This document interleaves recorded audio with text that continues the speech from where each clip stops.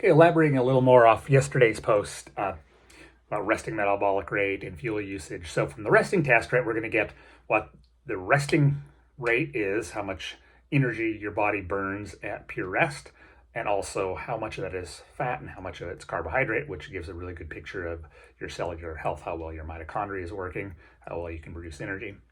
And if I have DEXA scan data on someone or other accurate body composition, I do skin fold tests sometimes for folks.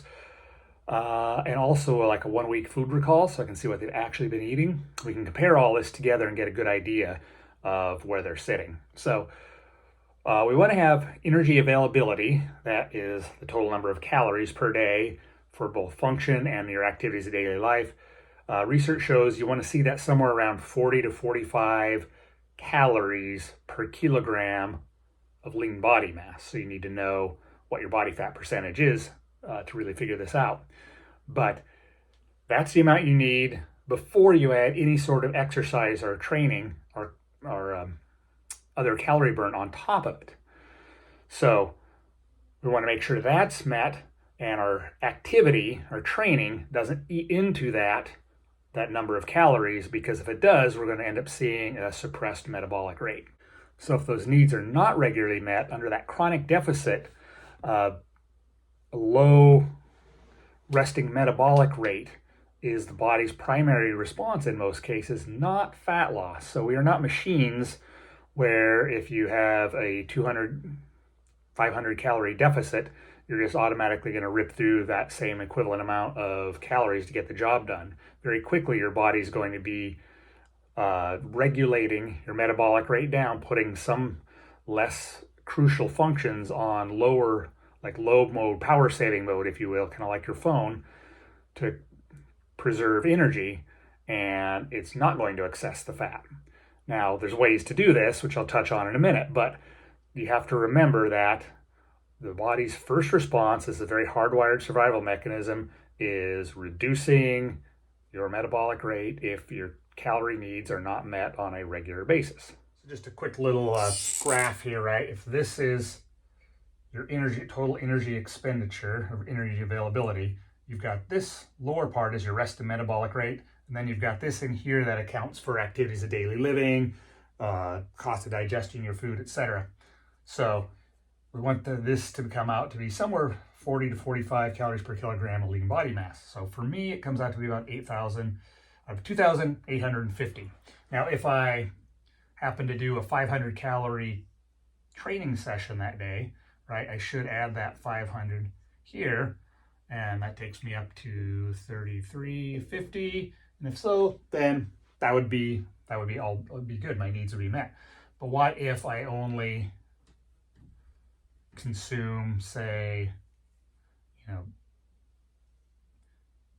200 more calories? So now I still have a 500 calorie cost to what I did, which means now I've got to cut into this total energy availability. Now I've only got this much left for all my maintenance, recovery, and other bodily processes.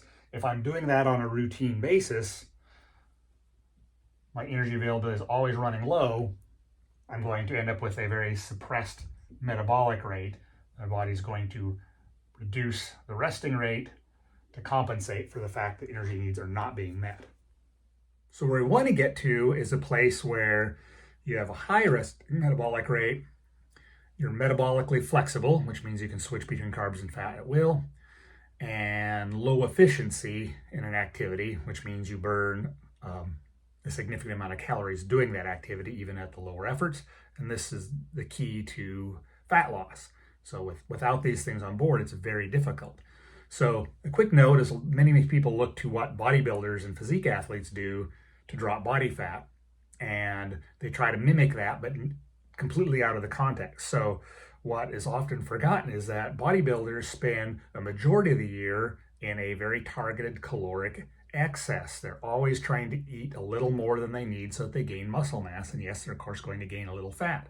But another thing this does is it stokes the metabolism, and the resting metabolic rate is quite high. So when it does come time to cut and they drop their calories, it takes a while for the body to compensate, so they rip through the fat very quickly because they have a very high metabolic rate.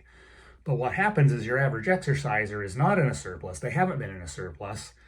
Just because you have extra body fat does not mean that you've been in a chronic surplus.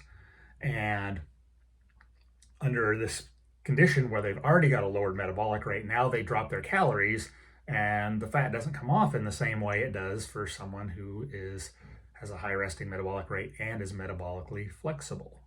So what we want to do ideally is recover that resting metabolic rate and get into a good fuel usage ratio between any sort of block of training. So I use that resting test as a way to assess recovery between blocks of training. It lets us know when it's time we can put the pedal down and go again. If your resting metabolic rate is high and you're able to access fat quite readily at rest, then you are in a state of high trainability, high recovery capacity. Your body is well received to adapt to high training loads, so it's good to go. If not, then we aren't fully recovered and it's time to rest a little more. So if you have any questions, definitely just drop them down in the comments. Always glad to chat more about this stuff. Hope you're enjoying these. Thanks.